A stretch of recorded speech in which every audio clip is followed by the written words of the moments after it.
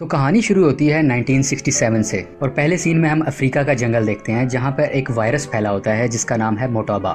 यहां पर हम देखते हैं कि कुछ डॉक्टर्स और साइंटिस्ट यहां पर आते हैं और मुतासिर हुए पेशेंट्स का ब्लड सैंपल लेते हुए देखते हैं और उसके बाद वो वापस चले जाते हैं। और कुछ ही देर में हम देखते हैं कि अमेरिकन आर्मी के जनरल्स एक हुक्म जारी करते हैं जिसमें वो कहते हैं कि इस गाँव पर बम गिराकर तबाह कर दिया जाए ताकि वायरस को आगे फैलने से रोक सकें। अब मूवी हमें 28 साल के बाद आगे ले जाती और यहाँ पर हम अपने one of the main character Dustin Hoffman को देखते हैं जो इस मूवी में कर्नल सैम का किरदार अदा कर रहे हैं। सैम अपनी वाइफ के साथ रहता है जिसका नाम डॉक्टर रॉबी है। कुछ ही देर में सैम को जनरल की तरफ से एक कॉल आती है जिसमें वो लेवल 4 की डिटेल्स बताते हैं। अब बेसिकली लेवल 4 है क्या? लेवल 4 बेसिकली एक ऐसी डिजीज है जिसमें लाइफ के लिए हाई रिस्क होता है। अब इसकी मजीद डिटेल जानने के लिए सैम कर्नल से मिलने के लिए जाते हैं। यहाँ पे कर्नल सैम की मुलाकात डिफरेंट ऑफिसर से होती है जिसमें जनरल बिली भी शामिल होते हैं। मेजर सॉल्ट का ये फर्स्ट मिशन है कर्नल सैम के साथ और जब ये दोनों अफ्रीका के जंगलों में पहुंचते हैं जहाँ पे वायरस ब्रेकआउट हुआ होता है तो वहाँ देख के ये बहुत परेशान होते हैं क्योंकि सिचुएशन बहुत खराब हो चुकी है। यहाँ पर बहुत से लोग मर रहे होते हैं, खून की उल्टियाँ कर रहे होते हैं। ये देख के मेजर सॉल्ट बहुत परेशान हो जाता है और अपना हेलमेट उतार देता है और रोने लगता है।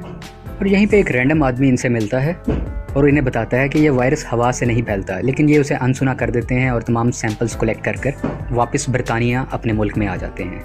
जब कर्नल सैम इस वायरस का टेस्ट कर रहे होते हैं अपनी एक हाईटेक लेबॉर्ट्री में तो इन्हें और इनकी टीम को पता चलता है कि ये मोटोबा वायरस है। ये वही वायरस है जो आज से 28 साल पहले भी आया था। और ये भी पता चलता है कि ये वायरस बहुत तेजी से फैलता है, यानी कि 1 घंटे में डबल हो जाया करता है, दुगना हो जाता है। और अगर एहतियाती तदाबीर ना की जाए तो 24 घंटे के अंदर इंसान की मौत भी वाक़िया हो सकती है। और इस वायरस की एक अजीब बात ये भी होती है कि ना ये टच करने से यानी कि ना छूने से फैलता है और ना ही हवा से फैला करता है। मजीद इन्वेस्टिगेशन के बाद पता चलता है कि ये वायरस बंदरों से आया है और ये कोई ऐसा वायरस है जो मैन मेड है और इन बंदरों में किसी ने ये वायरस डाला गया है। और दूसरी तरफ हम देखते हैं कि साइंटिस्ट अभी भी अफ्रीका से बंदर लेकर अपने दूसरे मुल्कों की तरफ जा रहे हैं ताकि उन पर मेडिकली एक्सपेरिमेंट्स किए जा सकें। सैम अपने सीनियर्स को ये सारी बात बताता है।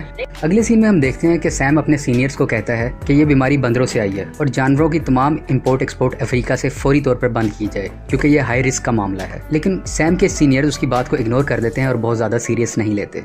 अब हम देखते हैं कि एक शख्स अफ्रीका के जंगलों से स्मगलिंग करके एक बंदर को कैलिफोर्निया लेके आता है और रास्ते में जब बंदर पानी पी रहा होता है तो वो पानी पीते हुए उस शख्स पर पानी की कुली कर देता है, यानी कि वो अपने मुंह से पानी उस शख्स पर फेंक देता है। ये जो बंदा इस बंदर की स्मगलिंग कर रहा होता है इसका नाम होता है जेम्स स्कॉट।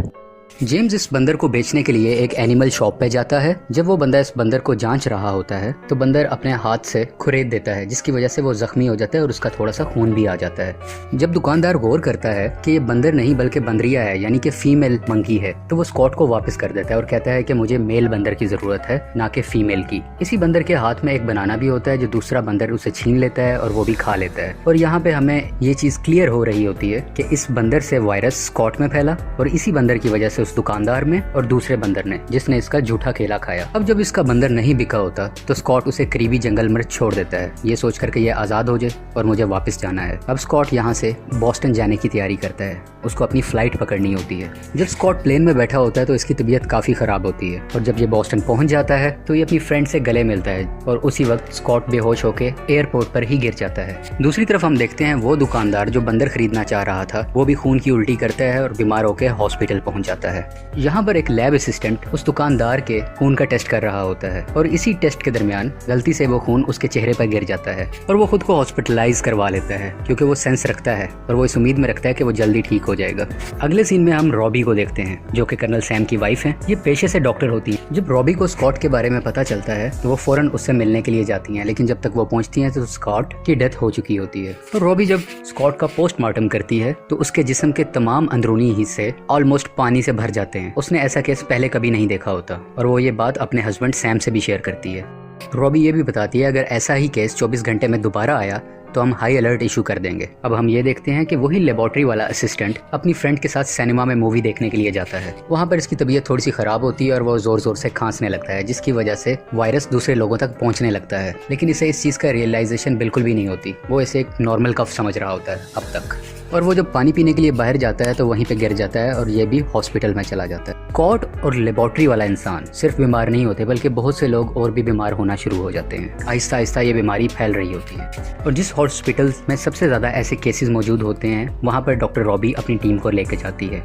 दूसरी तरफ कर्नल सैम भी कैलिफोर्निया पहुंच जाते हैं क्योंकि कैलिफोर्निया में सबसे ज़्यादा बीमारी फैल रही होती है। अब हम ये भी देखते हैं कि ब्रिगेडियर जनरल बिली फोर्ड अपने एसोसिएट से बात कर रहे होते हैं। उनके एसोसिएट उन्हें कहता है कि कैलिफोर्निया को तबाह करना ही सोल्यूशन है ताकि ये वायरस दूसरे शहरों में ना फैले, लेकिन बिली फोर्ड कहता है कि नहीं, हम सबको बचाएंगे।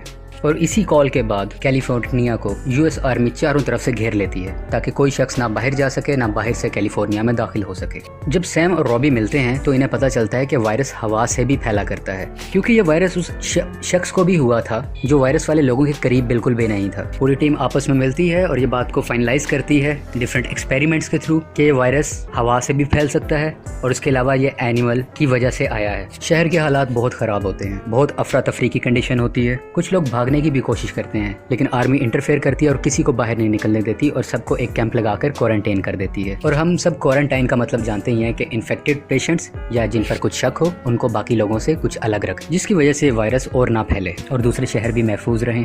अब हम देखते हैं कि रॉबी इन्फेक्टेड स्टोर में जाती है। ये इन्फेक्टेड स्टोर वही है जहाँ पर कुछ इन्फेक्टेड एनिमल्स पाए जाते हैं। वो वहाँ से उस इन्फेक्टेड बंदर को लेके आती है और उसका चेकअप करती है। चेकअप के बाद ये सामने आता है कि उस बंदर के जिस्म के अंदर एंटीबॉडीज नहीं है जो वायरस को एक्सेप्ट कर सकें। इस वबा से बचने के लिए जनरल बिली फोर्ड E1101 सीरम का इंतखाब करते हैं, क्योंकि ये वही सीरम होता है जो आज से 28 साल पहले भी दिया गया था, क्योंकि ये बीमारी एक दफा पहले भी आ चुकी है लेकिन पेशेंट पे कोई फर्क नहीं पड़ रहा होता। शायद ये वायरस पहले से मजबूत होके आया है।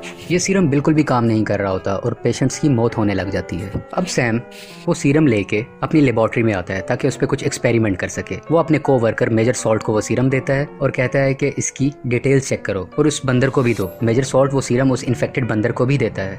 दूसरी तरफ हम देखते हैं कि यूएस आर्मी अपने लोगों को कहती है कि अगर आपको फ्लू, खांसी, जुकाम, नज़ला ऐसा कुछ भी है और अगर आपको शक है कि आप बीमार हो सकते हैं तो अपने घर के दरवाजे के बाहर एक सफ़ेद कपड़ा लगाएं। इस सफ़ेद कपड़े की वजह से यूएस आर्मी आती है और इन्फेक्टेड लोगों को अपने साथ ले जाती है ताकि उनका इलाज कर सके। मीडिया भी मुकम्मल तरीके से इन सब वाकयात की रिपोर्टिंग कर रहा होता है। दूसरी तरफ कर्नल सैम का साथी केसी लैब में एक्सपेरिमेंट कर रहा होता है और एक्सपेरिमेंट के दौरान गलती से उसका सूट फट जाता है।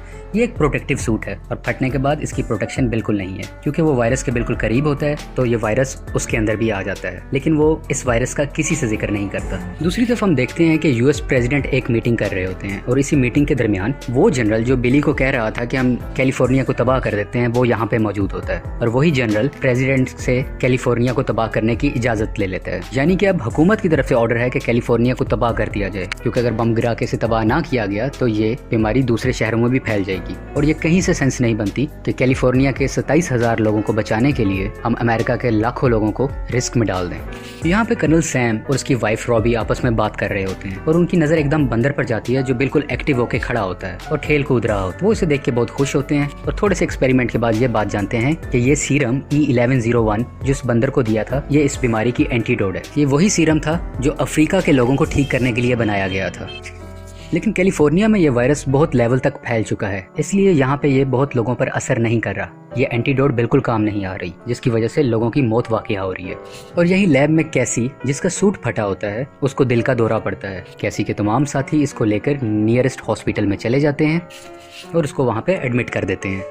यहाँ पर रॉबी जब कैसी को इंजेक्शन लगाने लगती है तो ये वायरस रॉबी में भी ट्रांसमिट हो जाता है, क्योंकि कैसी ने किसी को नहीं बताया होता कि वो भी इस वायरस से एक्सपोज्ड है। अब कैसी और रॉबी दोनों को वायरस हो चुका है। अगले सीन में सैम बिली फोर्ड से मिलने के लिए जाता है। बिली सैम को बताता है कि यूएस प्रेसिडेंट ने आज रात 8 बजे पूरे कैलिफोर्निया शहर को बॉम्ब से उड़ाने का फैसला कर लिया है, और ये भी बताता है कि यूएसए एक बायोलॉजिकल वेपन बना रहा था जो कि गलती से अफ्रीका के लोगों में फैल गया था। ये ऐसे एक अपनी पुरानी बात बता रहा होता है। दूसरी तरफ कैसी की भी डेथ हो जाती है। सैम को एक आइडिया आता है कि किसी अफ्रीका के बंदर को हासिल किया जाए और उसकी एंटीबॉडीज को इस सीरम के साथ मिलाकर एक एंटीडोट बनाई जाए जो कि इफेक्टिव होगी सबके लिए। और बहुत सी रिसर्च के बाद उसे पता चलता है कि एक बंदर अफ्रीका से स्मगल्ड होके आया था और वो नियरेस्ट जंगल में है। वो उस जंगल में जाता है और काफ़ी मुश्किलों के बाद उस बंदर को ढूंढ लेते हैं। अब क्योंकि बंदर इनके पास आ गया है, सैम और उसकी टीम इस बंदर पर डिफरेंट एक्सपेरिमेंट्स कर रही होती है और उनका एक्सपेरिमेंट कामयाब होता है और एक एंटीडोट ये लोग बना देते हैं। मैं एक बार दोबारा बताता चलूं, एंटीडोट बन गई, पहले से सीरम मौजूद था। सीरम अकेला काम नहीं करता था और एंटीडोट इनके पास अवेलेबल नहीं थी। अब एंटीडोट भी है और सीरम भी है, ये इन दोनों को मिक्स करते हैं और इस वायरस से बचने का रास्ता सामने आ जाता है। यानी अब ये मुकम्मल 100% इस वायरस से बचने की मेडिसिन है। अब ये मेडिसिन सैम अपनी वाइफ रॉबी को देता है, क्योंकि रॉबी भी बीमार होती है और वो आहिस्ता आहिस्ता उसे मॉनिटर करती करते हैं कि रॉबी की तबीयत में बेहतरी आ रही है, जिसका मतलब यह है कि वो सक्सेसफुल रहे और इन्होंने इस वायरस से बचने के लिए मेडिसिन बना ली हुई है। हम देखते हैं कि 8 बजने के करीब होते हैं, क्योंकि 8 बजे एक प्लेन ने आकर कैलिफोर्निया पर बॉम्ब से हमला करना था। और अब ये दोनों यानी कि सैम और उसका साथी सॉल्ट एक हेलीकॉप्टर में बैठते हैं कि जल्द से जल्द हम उस प्लेन को किसी तरह से रोक सकें। सैम का उस पायलट से रब्ता होता है जिसे वो मना करता है कि बम मत गिराओ, लेकिन वो उसकी नहीं सुनता। तो जनरल बिली फोर्ड इंटरफेयर करता है और वो उस पायलट को शहर पे बम गिराने से रोक लेता है। दूसरी तरफ हम देखते हैं कि बिली फोर्ड उस जनरल को भी पकड़वा देता है जिसने प्रेसिडेंट को गलत इन्फॉर्मेशन दी थी कि इस बीमारी के कोई सीरम नहीं है या कोई एंटीडोट नहीं है, जबकि रिसर्च वर्क हमारी बहुत कंप्लीट काम कर रही थी और इसका सीरम बन चुका है। और रूल के मुताबिक अगर ऐसा कुछ सिलसिला हो तो कभी भी शहर पर बॉम्ब नहीं गिराया जा सकता, जो कि जनरल डोलंड ने अपने प्रेसिडेंट से छुपाया था। फॉल्स स्टेटमेंट की वजह से जनरल डोलंड को गिरफ्तार कर लिया जाता है। इस वायरस से बचने की मेडिसिन को कमर्शियली बनाया जाता है और लोगों में डिस्ट्रीब्यूट किया जाता है, और जितने भी इन्फेक्टेड लोग हैं वो सब आहिस्ता आहिस्ता ठीक होने लग जाते हैं और सब लोगों में ज़िंदगी की उम्मीद दोबारा से आ जाती है। और यहीं पे ये मूवी ख़त्म हो जाती है। आपको ये मूवी कैसी लगी? प्लीज़ लाइक, शेयर और सब्सक्राइब करें, और आप हमारी मज़ीद वीडियोज़ भी देख सकते हैं।